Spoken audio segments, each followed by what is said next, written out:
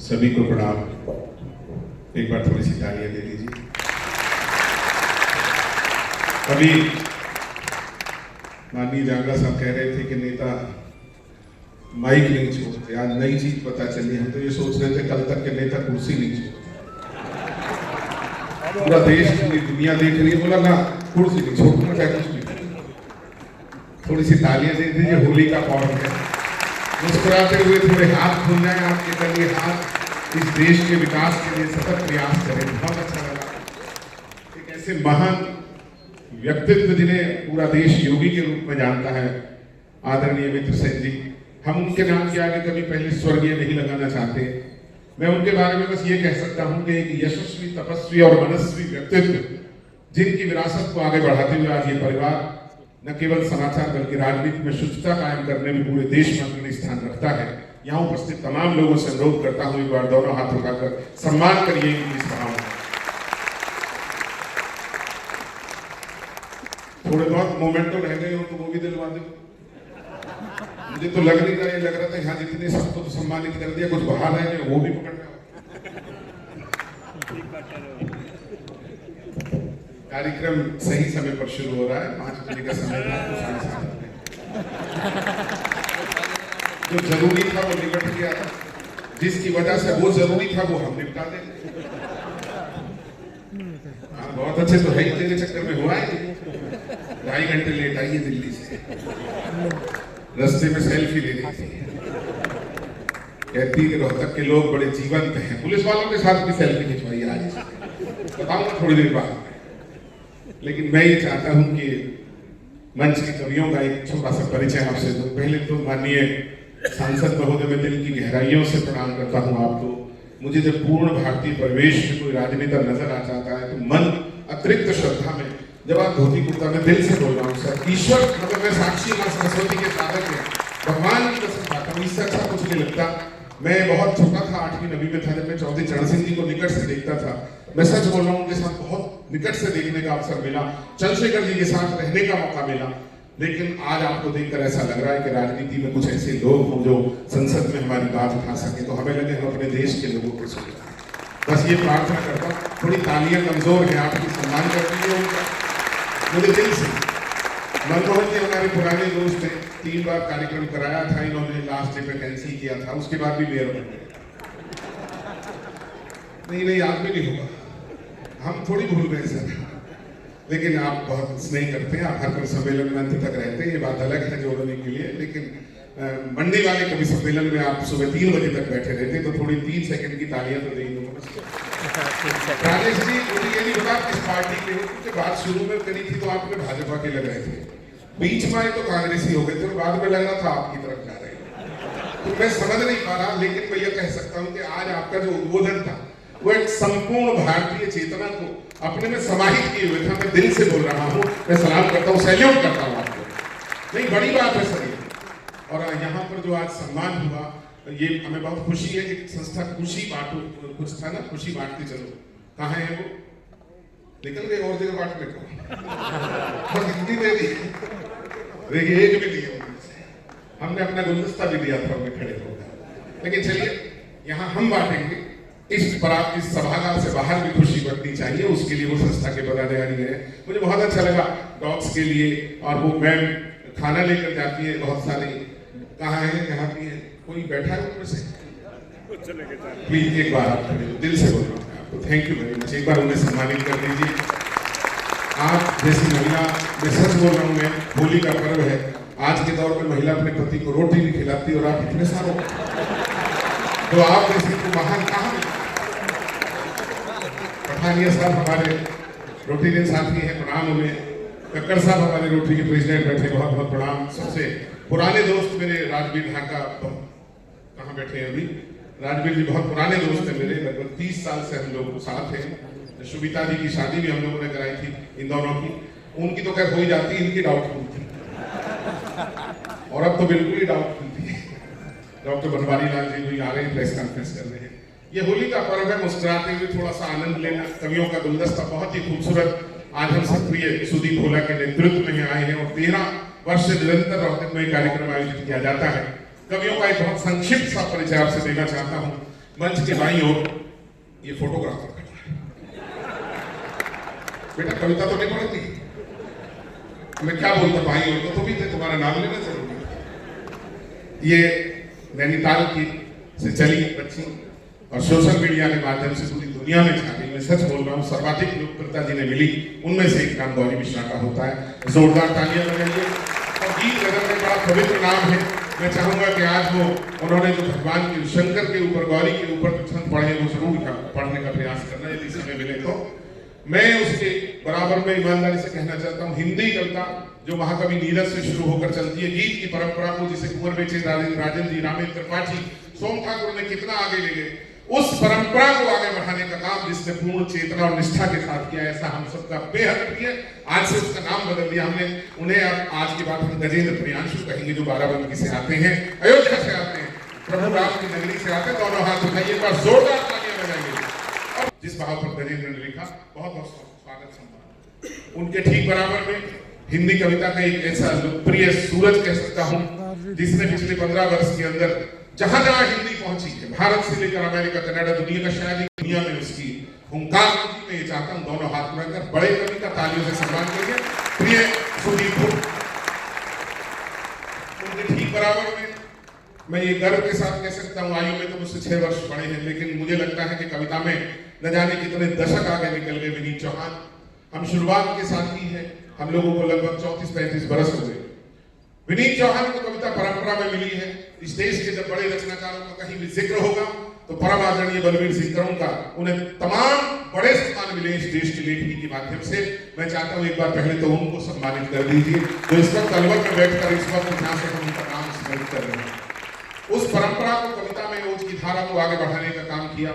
और वो धारा जो डॉक्टर हरिओम पवार के माध्यम से, डॉक्टर उर्मिलेश के माध्यम से पूरी दुनिया में गई, उन दोनों हस्ताक्षरों के बाद में जिसने बड़ा कद अपना नाम पैदा किया, वो कवि इस मंच पर है। मैं ये चाहता हूँ यहाँ का एक हाथ खाली ना रहे, दोनों हाथ उठाकर प्रिय विनीत चौहान का सम्मान करें। बहुत प्रिय कवि, बहुत बहुत सम्मान है। और ये इसका तो जलवा क्या है, मैं बस ये कह सकता हूँ, अभी हमारे नायब सिंह सैनी जो माननीय मुख्यमंत्री बने हैं, वो एक सीधी आई है, ये इस सैनी के नाम पर आई है, उस सैनी के नाम पे ये फैसला चाहिए किधर से किया। बस मैं यही देख रहा था, 2 भेजे थे उन्होंने, कहा मैं दोनों को 200-200 रुपए दिए थे कि जब नाम ले तो सीटी बजा देंगे। ठीक है बेटा, थैंक यू। ये सीटी बजानी है बस, और यही बजानी कितनी बजानी है, घर जाकर मत बजाना बेटा। लेकिन मैं इसलिए बोलना चाहता हूँ कि अभी पिछले दिनों हमारे कुनबे के बड़े कवि संतोष आनंद जी को जब सोनिक चैनल के माध्यम से पूरी दुनिया ने जाना, तो नायब सिंह सैनी जी ने तुरंत हमारे दीपक सैनी से संपर्क किया कि भाई मुझे लेके चल, क्योंकि इसे बहुत प्यार करते, छोटा भाई मानते थे ना। और उसी दिन ये लोग सुखदेव विहार संतोष जी के घर गए, इन्होंने लाइव किया उसको। और वो नायब सिंह जी उस दिन उनके चरणों में बैठे रहे लगभग 1 घंटा, नीचे सोफे पे भी नहीं बैठे। बोले कविता के बराबर में बैठने लायक राजनीति में मेरा कद नहीं है। मैं ये चाहता हूँ उनकी इस भावना के लिए ये सभागार तालियां आज दें। कल कहेगा देश, कल कहेगी दुनिया, से कोई मतलब नहीं। लेकिन ये बात जब दीपक ने मुझे बताई, मुझे संतोष जी ने बताई, मुझे उस दिन इतनी खुशी हुई, बहुत अच्छा लगा मेरे मन को। तो मैं ऐसे सबकी आवाज निकालता है। परसों हम रात गाजियाबाद थे, जनरल वीके सिंह साहब कमाल प्रफुल्लित हो गए, इतनी शानदार आवाज, जिसकी आवाज कहेंगे जानवर जी आपकी आवाज भी निकालेगा। ये पक्की बात है सर, ये हर आदमी की आवाज निकालता है। सोशल मीडिया पर 6 करोड़ लोग इसे फॉलो करते हैं आज की तारीख में। और अरविंद केजरीवाल जी का रात का वीडियो इसका मैं देख रहा था, 88 लाख लोगों ने अभी तक देख लिया। कमाल की बात है। ये लाइव उसने रात को जब किया 1 बजे, तो थोड़ी तालियां दी थी। मैं चाहूंगा वो रंग आएगा, इसका रंग आएगा कविताओं का। बहुत बहुत धन्यवाद सर। और इन सब कवियों से ज्यादा बड़ा कवि मैं हूँ, थोड़ा सम्मान कर दो। दिनेश रघुवंशी भले ही रोहतक का लोकल हूँ, लेकिन फिर भी थोड़ी तालियां दे दीजिए, मैं भी सम्मान को चाहूंगा। ये कुल मिलाकर कल विश्व कविता दिवस था, तो मैं इन तमाम कवियों के सम्मान में केवल ये बोलता हूँ अपनी पंक्ति कि धूल जैसे कदम से मिलती है जिंदगी, रोज सबसे मिलती है। ये बताया है अंधेरों में, रोशनी अपने दम से मिलती है। आज दुनिया में ऐसे कितने हैं जिनको शोहरत कलम से। तमाम लोगों के लिए माँ सरस्वती की आराधना के साथ ये सम्मेलन हम शुरू करते हैं। माँ के चरणों में 4 पंक्ति अपनी निवेदित करता हूँ और आपके बीच में उस बड़े रचनाकार को बुलाऊंगा जिसका नाम गजेंद्र प्रियांशु है। मैं ये कहना चाहता हूँ कि न जाने कब कहाँ कैसे वो भावों को जगाती है। चेतना पूरी मिले आपकी, बस ये निवेदन करता हूँ, मोबाइल सबके पास है, ये 2-2.5 घंटे के लिए साइलेंट मोड पर डाल दीजिए, कोई फर्क नहीं पड़ता। हाथ जोड़कर अपील करता हूँ इस सम्मेलन का, मैं व्यवस्थापक हूँ, मैं संचालक हूँ, ये मानिएगा मेरा हुक्म आपकी सहूलियत के लिए, ये मेरी कोई अपनी जिद नहीं हो सकती। आप सबसे हाथ जोड़कर अपील करता हूँ, 2-2.5 घंटे दे दीजिए, लेकिन ये 2-2.5 घंटे में कुछ ऐसा जरूर मिलेगा, आपकी जिंदगी के मायने आपको पता चलेंगे, आप अपनी कठिनाइयों से निकल आएंगे हंसते हंसाते, आपको पता कभी भी नहीं चलेगा कि एक राह वहां से मिली थी। मैं बोलना चाहता हूँ, सुनिएगा, न जाने कब कहां वो मन दर्पण में कविता के सुमन खुद ही खिलाती है, भला इंसान की हस्ती ही क्या है, वो लिखे कुछ भी वही गीता रचाती है, वही मानस। उस जगत जननी को नमन करते हैं, आप सबकी सामूहिक तालियों का खूबसूरत गुलदस्ता हमारे उस कवि के लिए जिसने मां की आराधना। प्रियांशु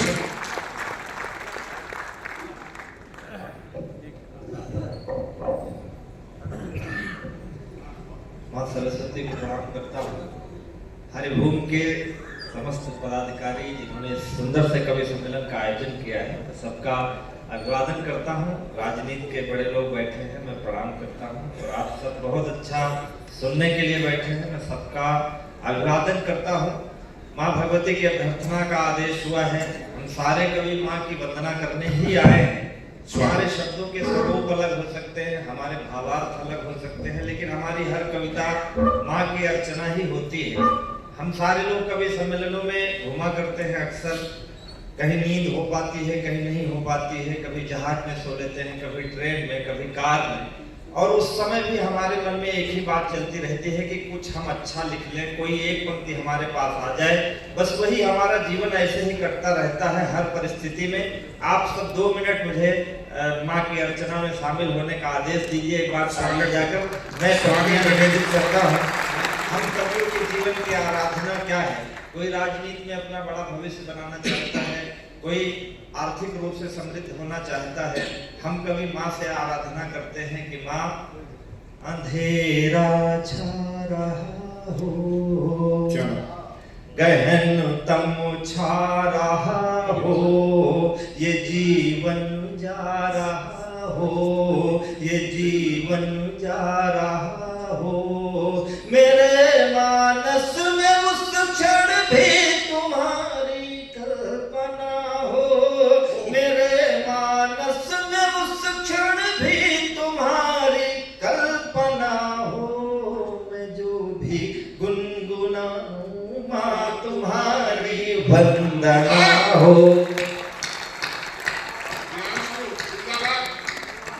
मैं जो भी गुनगुनाऊं माँ तुम्हारी वंदना हो। महाकवि का न मैं वर चाहता हूँ, महाकवि का न मैं वर चाहता हूँ, हृदय के दर्द को स्वर चाहता हूँ, बहुत भटकन भरी जीवन की राहें, बहुत भटकन भरी जीवन की राहें, थका हारा तेरा दर चाहता हूँ, थका हारा तेरा दर चाहता हूँ, पथिक मनवा रहा है, बहुत घबरा रहा है, कृपा कर दो कि मंजिल से ही इसका सामना हो, कृपा कर दो कि मंजिल से हमारा सामना हो, मैं जो भी गुनगुनाऊं माँ तुम्हारी वंदना हो, मैं जो भी गुनगुनाऊं माँ तुम्हारी वंदना। हम कभी भी इसी संसार में रहते हैं, कई बार बहुत कुछ लिख जाता है, उल्टा सीधा भी हो सकता है, तब भी मैं माँ से आराधना करता हूँ कि माँ, लिखूं पर्वत नदी झरनों की धारा, लिखूं पर्वत नदी झरनों की धारा, धरा आकाश सूरज चांद तारा, भले प्रत्यक्ष मैं देखूं जमाना, भले प्रत्यक्ष मैं देखूं जमाना, मगर अप्रत्यक्ष तेरा रूप न्यारा, मगर अप्रत्यक्ष तेरा रूप ये कवि जब गा रहा हो कि रस बरसा रहा हो, ये कवि जब गा रहा हो कि रस बरसा रहा हो। भले हो शब्द लौकिक पर अलौकिक व्यंजना हो, भले हो शब्द लौकिक पर अलौकिक व्यंजना हो।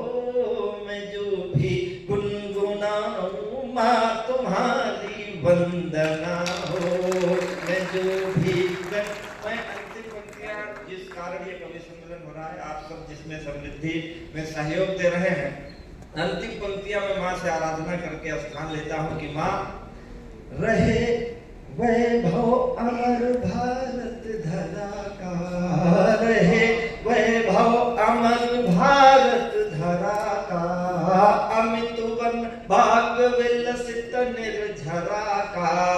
रहे हम भारतीयों पर सदावल धवल पद्मासना वीणा करा का, धवल पद्मासना वीणा करा का। गगन गहरा रहा हो प्रलय क्षण आ रहा हो, गगन गहरा रहा हो प्रलय क्षण आ रहा हो। हृदय में धैर्य नयनों में नवलतम सर्जना हो, हृदय में धैर्य नयनों में नवलतम सर्जना हो। मैं जो भी गुनगुनाऊं माँ तुम्हारी वंदना हो, मेरे मानस में हर क्षण बस तुम्हारी कल्पना हो। मैं जो भी गुनगुनाऊं माँ तुम्हारी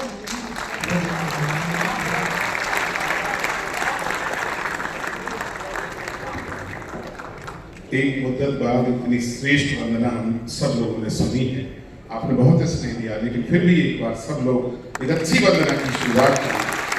गरीब ये तालीम आपके लिए है, पूरे संपूर्ण जीवन का सार है, मनुष्य क्या ईश्वर से चाहता है। आपसे भी हम बस यही चाहते हैं कि ये पानी वानी हमें भी पिलाते रहें। कहीं कहीं कभी सम्मेलन में पानी से हंस के भी कुछ पिलाया जाता है। होली का मौका है, बाकी श्रद्धा है आपकी, गरीब भूमि का थोड़ा बजट तो बचा ही होगा, ठंडाई वंडाई पिलवाई जा सकती है। सर अभी कैलकुलेट क्यों कर रहे हैं सर बालियान साहब, अभी से कैलकुलेट क्यों कर रहे हैं सर? आ जाओ ना थोड़ी देर से, मैं जानता व्यवस्थाएं हैं, लेकिन ये कवि सम्मेलन इतना बढ़िया, इसमें कोई शक नहीं। मैं अभी 6 दिन पहले भी रोहतक में कार्यक्रम करके गया था। एसपी हमारे राठी बैठे दोस्त, हमारे मक्कर साहब बैठे, इनका ही कार्यक्रम था मक्कर जी का, लेकिन आज भी बहुत अच्छा लग रहा है, दिल से बोल रहा हूँ मैं, क्योंकि अभी पेमेंट होना है तो अच्छा यही है। मैं उस कवि को बुला रहा हूँ जिसका सब लोग बेसब्री से इंतजार कर रहे हैं, और हम भी कर रहे हैं, क्योंकि इसने दिल्ली से चलते हुए रोहतक के रास्ते में एक नई वीडियो अभी बनाई है। उसने कहा भैया आज मंच पर ही सुनाऊंगा। मैं आप सबसे एक ही बात कहता हूँ, छोटी बातें नए अर्थों में सजा देता है। इस मंच का आयु में सबसे छोटा, छोटी बातें नए अर्थों में सजा देता है तो कौवा मगर बोतल का मजा देता है। होली का मौका है, बहुत कमजोर तालियां हैं आपकी। बोतल के लिए आ जाती तो कवि के लिए नहीं आई थी, कौवे के लिए आ जाती कम से कम हमारे। आइए ये प्यार का कवि बहुत ही बढ़िया।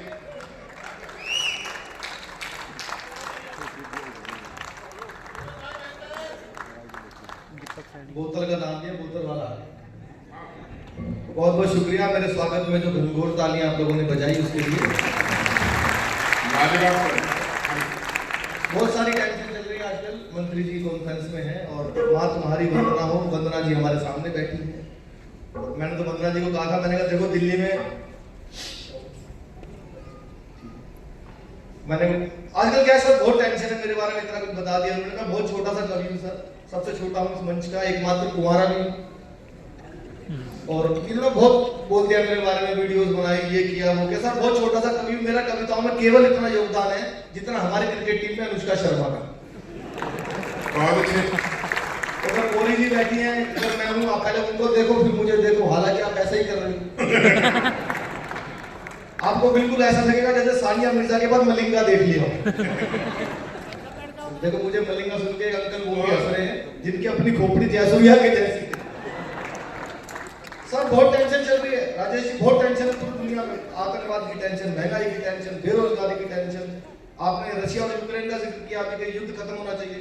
अभी दिनेश जी भी पीछे यही कह रहे थे, बोले भाई रशिया हमारा दोस्त है और हम यूक्रेन का भी भला चाहते हैं, रशिया यूक्रेन को खत्म कर देगा बिल्कुल, तो बोले मारे जा रहे, कैसे बचाएं? मैंने कहा भाई साहब कुछ नहीं करना, यूक्रेन को अपनी तोप के अंदर पतंजलि का शैम्पू डाल के फायर कर देना चाहिए। ये बोले उससे क्या होगा? मैंने कहा रूसी भाग जाएगी। बहुत अच्छे आओ भाई साहब, स्वागत है आपका। आपके चक्कर में एक देश बच गया अभी। बहुत स्वागत है सर। और बहुत टेंशन है, कोरोना की टेंशन आई सर पूरी दुनिया में, लेकिन कोरोना में सबसे ज्यादा टेंशन हम कवियों को हुई, क्योंकि कोरोना में प्रोग्राम होने सब बंद हो गए। ऐसे लाइव शोज कहाँ हो रहे थे? ऑनलाइन प्रोग्राम चल रहे थे sir, zoom live, Instagram live, Facebook live, YouTube live, ऊपर कोट और नीचे निक्कर पहन के 2 साल प्रोग्राम किए। और सुनने वाले भी ऐसे थे, कोई झाड़ू लगाते हुए सुन रहा है, कोई पोछा लगाते हुए सुन रहा है। लेकिन मैं आप सबको बताऊं, मैं दिल्ली से आया हूं सर, पूरी दुनिया में कितनी भी टेंशन हो जाए, हमारे दिल्ली वालों को कुछ नहीं बिगाड़ सकते। हमारा बिगाड़ सकते हैं क्या कुछ? हमारा क्या बिगाड़ेंगे? हमने तो टेंशन को मुख्यमंत्री बना रखा है। तालीम वाली बात नहीं है, वो टेंशन हरियाणा से ही गई है। जेल में जाके भी इस्तीफा नहीं दे रहा, बोला मेरी चीजें मैं क्यों दूं? मैंने दे दिया तो ये गंदा कर देंगे, खराब कर देंगे।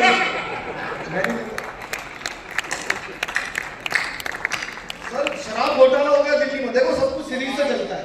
केजरीवाल जी पढ़े लिखे आदमी है, सब कुछ सीरीज में करते हैं।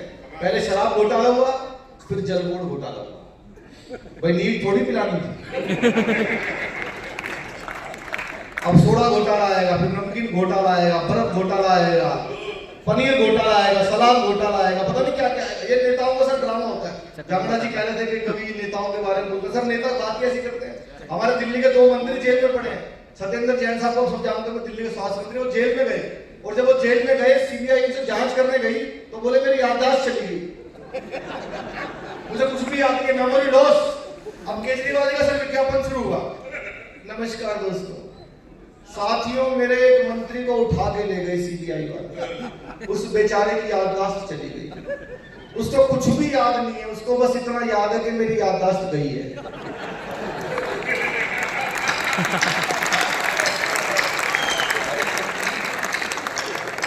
वो सब कुछ भूल गया है, उसको कुछ भी याद नहीं है, उसकी याददाश्त चली गई। वो झूठ नहीं बोलता कभी, मैंने खुद देखा है उसकी याददाश्त को जाते हुए। मेरे सामने निकल के गई है, ऐसे हरे रंग की चीज। सर केजरीवाल जी का एक ही काम है, सुबह सुबह उठो, नहा धो के एक ही डायलॉग, एक बार दिल्ली पुलिस मुझे दे दो, ठीक कर दूंगा। एक बार दिल्ली पुलिस मुझे दे दो, ठीक कर दूंगा। मैंने कहा सर दिल्ली पुलिस भी यही कह रही है।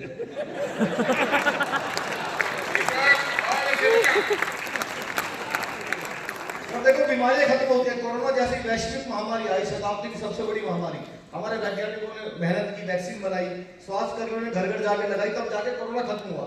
हमारे केजरीवाल जी ने भाई साहब दिल्ली से डेंगू खत्म कर दिया।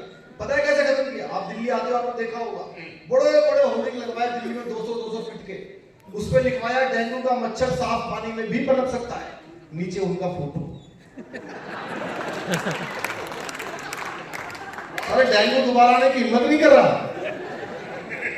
उन्होंने बोल दिया 500 नए स्कूल बना दिया। आपने सुना होगा सर कि दिल्ली में 500 नए स्कूल बन गए। अच्छा मैं तो दिल्ली में रहता हूँ, दिल्ली में पला, दिल्ली में बढ़ा, तो मुझे मैंने एक दिन पकड़ा उनको, मैंने भाई साहब 500 नए स्कूल दिखाओ, पर नेता होता है जो साबित कर देता है। वो बिल्डिंग के पास ले गए, एक स्कूल तो ये है। मैंने कहा सर एक है, 500 बताओ। सुबह लड़कियां आती है इसमें, शाम को लड़के आते हैं, 2 ही हो गए। आप किसी क्लास में जाओ, कोई बच्चा ये नहीं बोल के आता कि मैं क्लास में जा रहा हूं, क्या बोल के आता है? स्कूल में जा रहा हूं। एक कमरे में 50 स्कूल बैठे हुए, ऐसे ऐसे 50 कमरे दिन लोग इतने हो गए, मतलब काफी हो गए। स्कूल के सामने शराब का ठेका बना दिया। भगवंत मान ने बताया है कि एक अच्छा पैक लगा लो तो 1 के 2 दिखाई देते।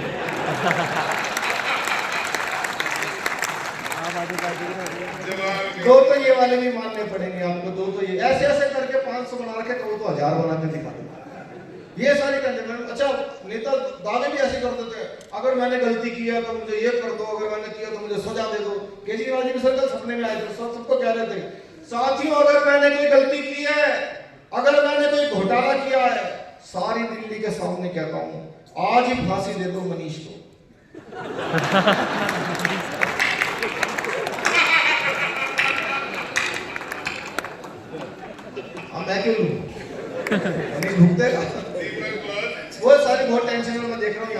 महिलाएं भी उपस्थित है, हमारी माताएं बहनें बैठी बहुत खुल के हंस रही, अच्छा लगता है।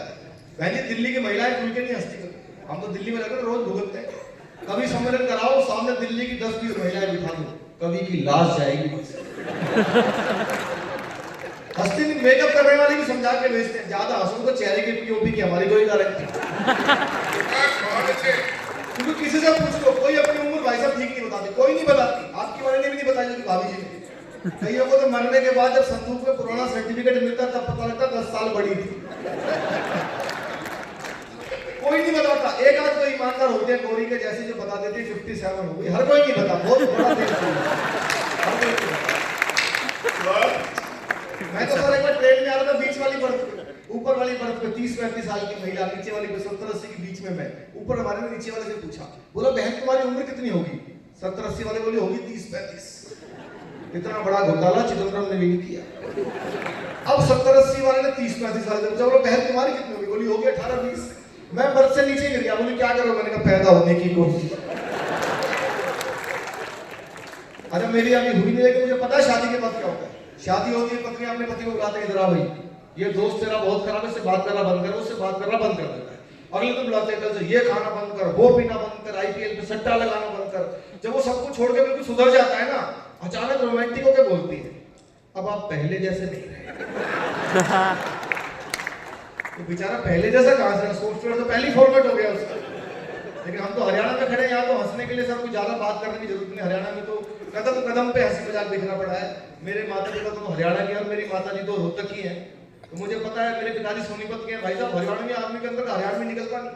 79 में दिल्ली गए थे मेरे पिताजी, आज भी रात को 2 बजे उठा लो, 3 बजे उठा लो, रात रात को ऐसी बात करते भाई साहब, पूरे महीने हम लोग हंसते हैं।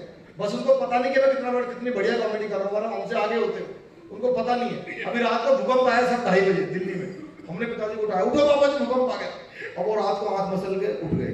हमने न्यूज चलाई, समाचार आया। आइए चलते हैं अपनी संवाददाता सुनीता के पास और जानते हैं दिल्ली में हालात क्या है। पिताजी नींद में बोले, सुनीता अब तक जाग रही है।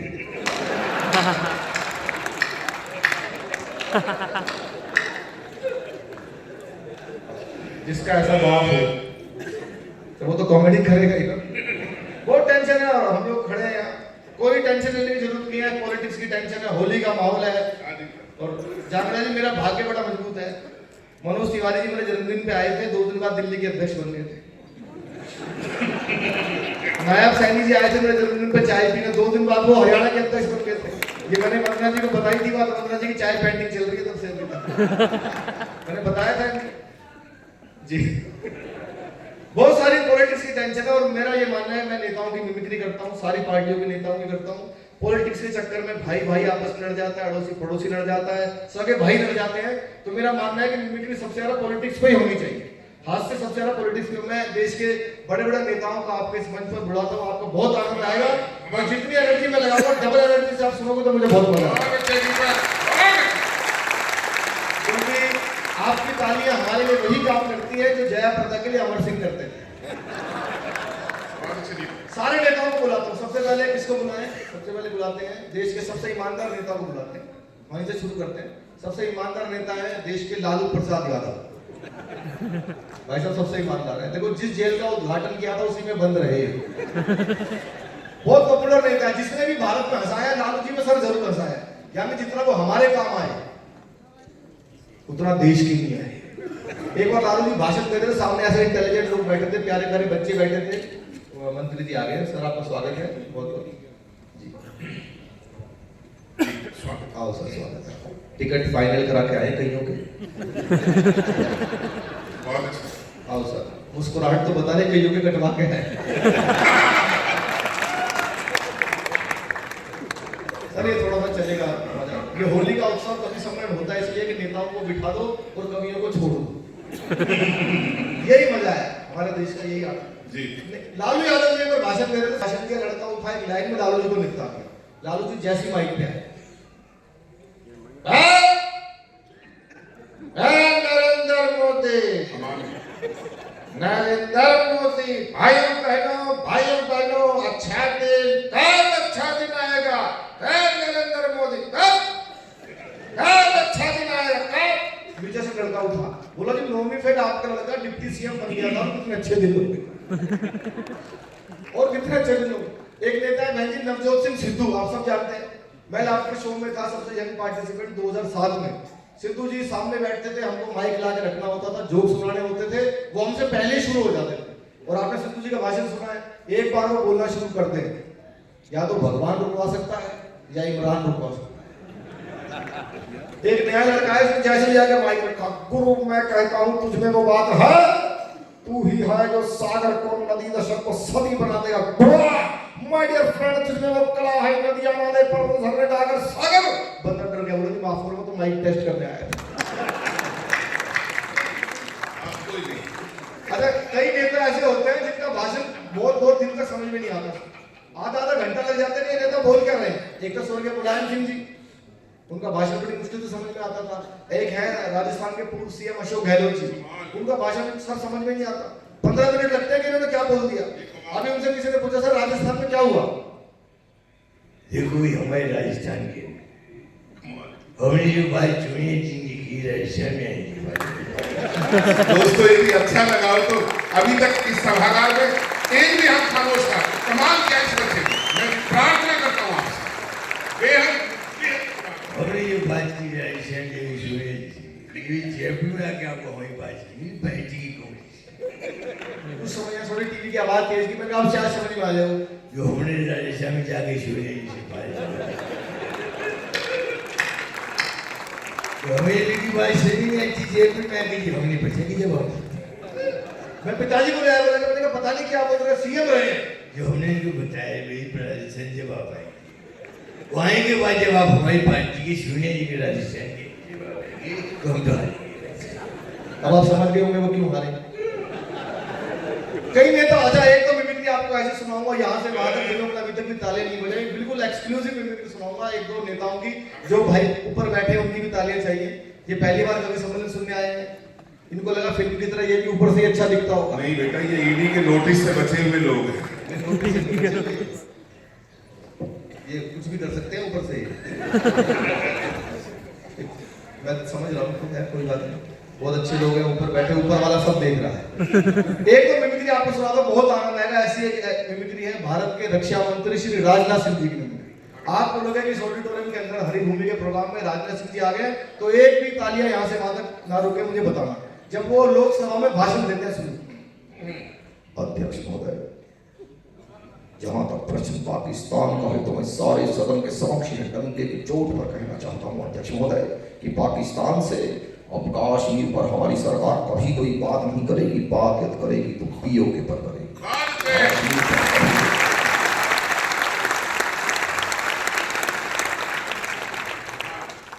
मंत्री जी, एक मिमिक्री तो ऐसी है जो पूरे भारत में किसी ने नहीं की। मेरा शो चला आज तक पे कहने की तो जा रहा हूँ, साल भर से मैं उसमें हर हफ्ते करता हूँ। वो मिमिक्री कोई नहीं कर रहा सर, हो सकता है कर भी रहा हो तो कर नहीं पा रहा होगा। अमित शाह जी किया। अमित शाह जी बहुत पॉपुलर है, इलेक्शन के टाइम पे वोट मांगने आएंगे यहाँ पर। आपको उनका दो रूप दिखाता हूँ। पहला जब वो वोट मांगते हैं, दूसरा यदि वो यहाँ पे आते तो आपसे कैसे बात करते सुनना। आपको आंख बंद करके लगे कि भारत के गृह मंत्री आ गए तो फिर मुझे तालियों से बताना जब अमित शाह जी वोट मांगते हैं। देखिए ये राहुल बाबा कहते हैं इनको विकास दिखाई नहीं देता है। राहुल बाबा, आपको कभी विकास दिखाई नहीं देगा, आपकी आंखों पर तो इटालियन चश्मा चला है।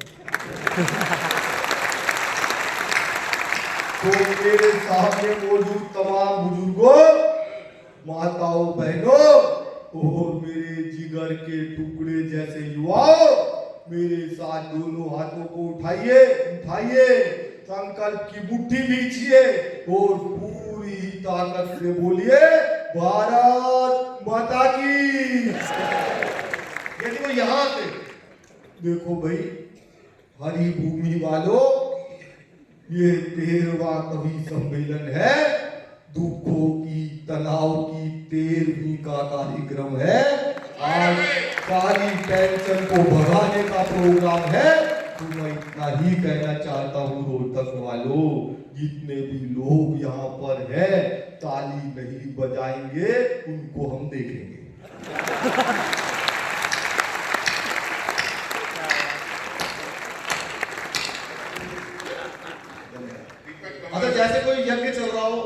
पूर्ण आहुति ना डाले तो यज्ञ संपन्न नहीं होता। ऐसे नेताओं की मिमिक्री करो और उनकी ना करो तो यज्ञ संपन्न नहीं होता। देश के बहुत बड़े नेता, हमारे बड़े भाई, युवाओं के दिलों की धड़कन, परम आदरणीय श्री राहुल गांधी जी। भाई साहब हंसना नहीं है आपको, कॉमेडी में मेरे सीनियर है वो। आप बोलोगे कि राहुल जी आप आगे तो मुझे बताना, वो कभी सम्मेलन में आते तो क्या बोलते? देखिए भैया,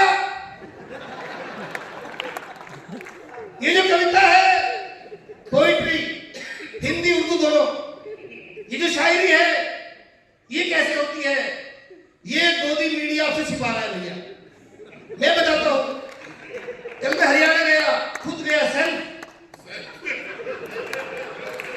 एक किसान आया, फार्मर मेरे पास खुद आया और मुझसे कहता है, राहुल जी ये क्या हुआ? मैंने पूछा व्हाट? उसने कहा बारिश आई, मेरी फसल नष्ट हो गई। बारिश आई, फसल गई। मैंने उससे कहा खुले में क्यों बोते हो?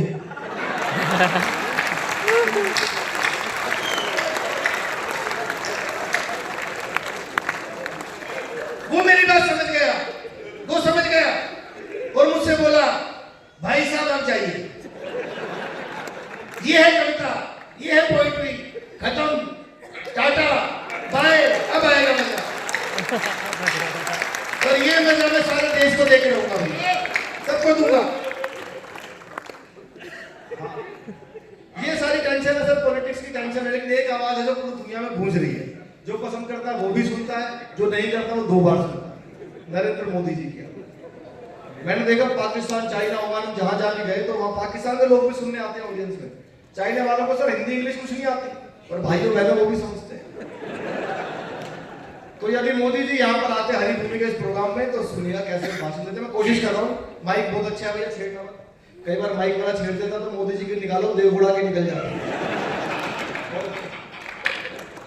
मोदी जी यदि यहाँ पर आते, भाइयों बहनों, मेरे देश में और देश की वीर भूमि हरियाणा में ये हरी भूमि का शानदार कवि सम्मेलन चल रहा है, तो मैं मेरी और 133 करोड़ भारतीयों की तरफ से आपको शुभकामनाएं देता हूं।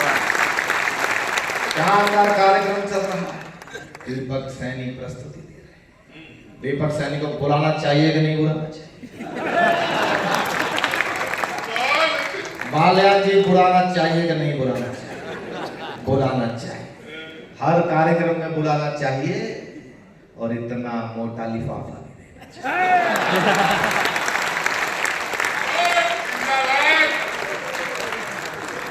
ये तो हरी भूमि के बंडल से भी मोटा हो गया। टेंशन है सर, सारे लगभग सारे नेता हो गए। अच्छा एक और मुझे भाई साहब ने याद दिला दी, एक और मिमिक्री है जो कि इतना बड़ा हरियाणा है, उनकी मिमिक्री किसी ने नहीं की, पूर्व सीएम मनोहर लाल खट्टर जी की। बोला खट्टर साहब तो कमाल है। यदि वो आते हैं तो मैं कोशिश कर रहा हूँ, दिल्ली से आते तो हरियाणा में इतना बड़ा हरियाणा है, किसी ने आपने उनकी मिमिक्री सुनी नहीं होगी, पर मैं कोशिश करता हूँ यदि वो यहाँ आते तो कैसे बात करते। देखो ये जो हरी भूमि का शानदार जो कवि सम्मेलन हमने कराया है,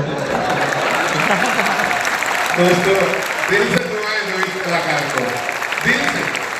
ये वाकई बहुत बड़ा कलाकार है, हमें गर्व होगा। दीपक जिंदाबाद बेटा। हरी भूमि वालों ने जो कवि सम्मेलन कराया है, मैं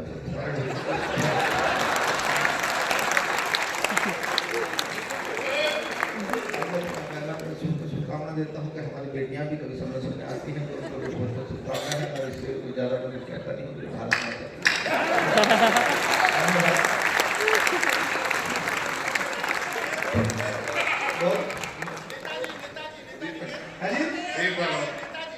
नेताजी कौन से? मुलायम सिंह जी हो आप? जो इस दुनिया से चले गए उनकी क्या मिमिक्री करते हैं? मुलायम सिंह जी ने हमें खूब बुलाया और हमने उनकी खूब मिमिक्री। फिर कभी इस तरह अगली खड़गे साहब किसको लड़े? यस, कोई नहीं कर पाया खड़गे साहब, वो खुद नहीं कर पा रहे। मैं उनकी मिमिक्री कर रहा हूँ और वो पार्टी की गिरगिरी कर रहे हैं। खड़गे साहब जानते हैं, कांग्रेस के राष्ट्रीय अध्यक्ष हैं। अच्छा, उनको क्या है कि बहुत अच्छा भाषण देते हैं, बहुत नॉलेजफुल आदमी है, बहुत उनके अंदर बहुत नॉलेज का भंडार है, इतने अच्छे अच्छे शब्दों का वो देते हैं और बहुत धैर्य के साथ संसद में मोदी जी से भी वार्तालाप वाद विवाद करते हैं। उनकी एक प्रॉब्लम है, कांग्रेस पार्टी की सारी प्रॉब्लम है, गलती से कोई ये कहते हैं कि सोनिया जी ने भी ऐसे ही किया था, फिर वो भाई साहब बावड़े हो जाते हैं, फिर उनका पूरा मीटर चेंज हो जाता है। आप देखना खड़गे जी भाषण दे रहे हैं, बीच में आप बोलना सोनिया जी ने भी ऐसे ही किया था, फिर देखना उनका रूप अगर आपको लगे असली में ऐसे कर। हमारा सरकार में ये जो नरेंद्र मोदी जी ने काम किया है, हम उनका सपोर्ट में विपक्ष को सरकार के साथ मिलकर काम करना, हम लोगों ने मिलकर काम करना। सोनिया जी ने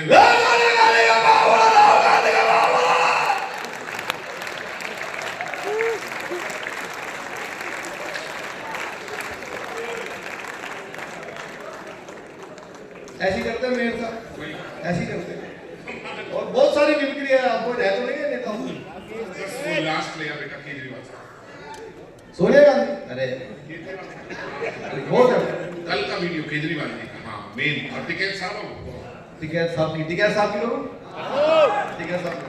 मैंने 2 साल पहले किसान आंदोलन चला, आपने देखा होगा, उसमें सारा दिन टिकैत साहब टीवी पे लाइव, अगर कोई भी इश्यू हो सारी बात उनसे पूछते, पाकिस्तान के मुद्दे में भी उनसे पूछते, महंगाई क्यों बढ़ गई वो भी उससे पूछते, कोई भी मुद्दा होता देश में सारी बात राकेश टिकैत साहब से पूछते। उसी दौरान हमारी टीम वर्ल्ड कप से बाहर हो गई, तो मेरा आज तक का शो चल रहा था, मैं जाता था, वो कई बार मिलते भी थे, तो एक दिन दिमाग में आया, मैंने कहा यार ये भी इन्हीं से पूछोगे क्या करना है। तो मैंने सपने में, मैं यह सारा आइटम बनाता रहता हूँ, मैंने सपने में देखा, मैं टिकैत साहब से पूछ रहा हूँ भाई साहब क्या होगा, हमारी टीम वर्ल्ड कप से बाहर हो गई, अब आपको लगी राकेश टिकैत जी बिल्कुल यही फॉर्मूला बताते तो मुझे बताओ। मैंने कहा टिकैत साहब क्या करना चाहिए, हमारी टीम वर्ल्ड कप से बाहर हो गई, क्या करोगे? आंदोलन होगा, आंदोलन होगा, आंदोलन। मैंने जी कहाँ होगा? ये करेंगे आईसीसी के गेट पे करेंगे। भाई आईसीसी, हाँ ये जो इंडियन कांग्रेस कमेटी जो क्रिकेट करवाती है, वहां करेंगे आंदोलन और मांग करेंगे, अगर जी क्या मांग करो? मांग करेंगे दोनों मैच जो आ रहे हैं दोबारा करवाओ, ये मैच दोबारा होंगे, रन रेट का कानून बनेगा, इस टीम का रन रेट बढ़ गया, उस टीम का घट गया, कौन बढ़ाता है रन का रेट? एक और समस्या है क्रिकेट में, अंपायर उंगली उठा के आउट देता है, बैट्समैन ऐसे करता है, अंपायर किसी से बात करके नोट आउट कर देता है। ये कौन है बीच में अंपायर की जिससे बात होती है? उसकी जांच होगी, आंदोलन होगा, पिच पर बैठेंगे और विकेट की बजाय गन्ने गढ़ेंगे मारेंगे। ये सारी सब नेताओं को टेंशन दे रहे। कुछ लोग ऐसे भी आए जिन्होंने नेताओं को टेंशन दी, जैसे बाबा रामदेव, बाबा ने कम टेंशन दी। एक बार दिल्ली में सबको योग सिखा रहे थे, करो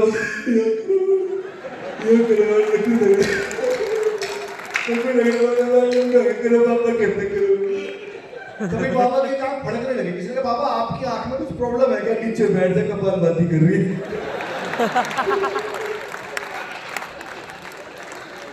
तभी बाबा के पास एक फोन आया, पूरा देश के सारे नेता आएंगे, अपनी अपनी समस्याएं बताएंगे। बाबा ने कहा बुलाओ सारे नेता सामने। बाबा मंच पे, नेताओं ने कहा बाबा हमें भारत से करप्शन बिल्कुल खत्म करना, क्या करें बताओ?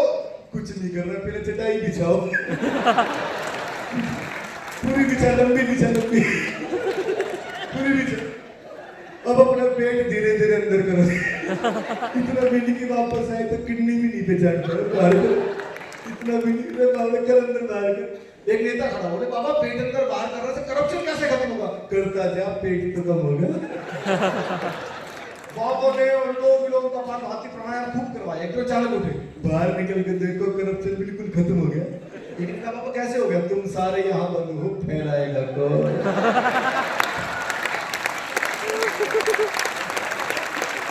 मोहब्बत, ये ऊर्जा हमेशा बरकरार रहेगी। और एक बिल्कुल ताजा मिमिक्री सुनाता हूँ, लेटेस्ट, एकदम भाप निकलती, बहुत आनंद आएगा आपको, बहुत मजा आएगा आपको,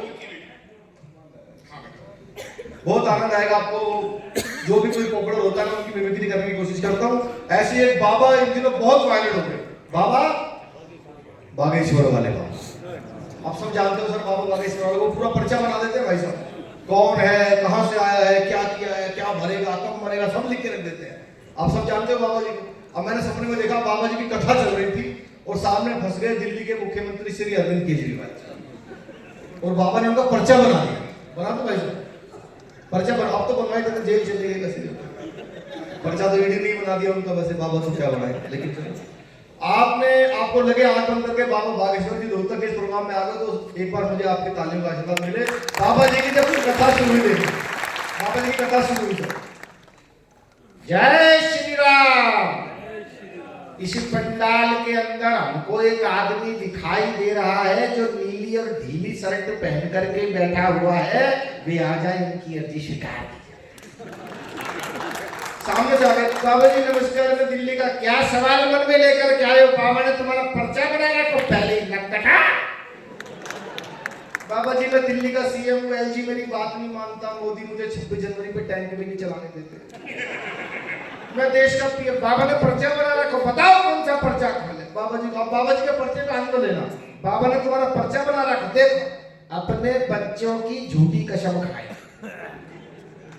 अपने गुरु को धोखा देकर मुख्यमंत्री बनेंगे। नंबर एक विशेष समुदाय का वोट लेने के लिए चमचागिरी करेंगे। हिंदू पुजारियों को मंदिर में सैलरी नहीं देंगे, तुम्हारी ठठरी मार देगा।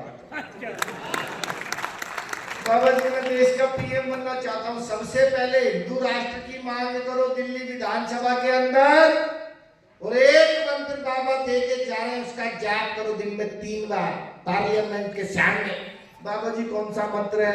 हर हर मोदी, घर घर मोदी। बहुत बहुत शुक्रिया, धन्यवाद। जय हिंद, जय भारत। आपको होली की बहुत शुभकामनाएं।